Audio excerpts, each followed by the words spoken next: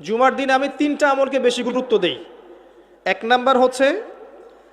সূরাতুল কাহফ, যেটা আপনাকে মাসিহুদ দাজ্জাল থেকে বাঁচাবে। 2 নাম্বার বেশি থেকে বেশি দরুদ পড়া, এই দিন দরুদ পেশ করা হয় নবী সাল্লাল্লাহু আলাইহি ওয়াসাল্লামের কাছে। আর 3 নাম্বার এটা যেটা আপনাদেরকে শেয়ার করছি, সেটা হলো আল্লাহ রাসূল সাল্লাল্লাহু আলাইহি ওয়াসাল্লাম বলেছেন, কেউ যদি জুমার দিনে সকাল সকাল গোসল করে, আর্লি মর্নিং গোসল করে ফেলে, একদম ফরজ গোসলের মতো, এবার সবচেয়ে উত্তম কাপড়টা পরে, নোংরা কাপড় না, বেস্ট কাপড়টা পরে, আতর খুশবু ব্যবহার করে, সুগন্ধি ইউজ করে, সুগন্ধি ব্যবহার করে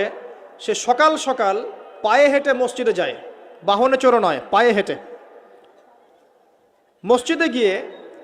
ইমাম বয়ান খুতবা শুরু করার আগেই মসজিদে চলে গেছে, ইমামের কাছাকাছি বসে, কাউকে কষ্ট দেয় না, ইমাম খুতবা দিচ্ছে সে চুপচাপ শুনছে, কাউকে কষ্ট দেয় না, এমনকি পাশে কেউ কথা বলে তাকে এতটুকু বলে না চুপ করো।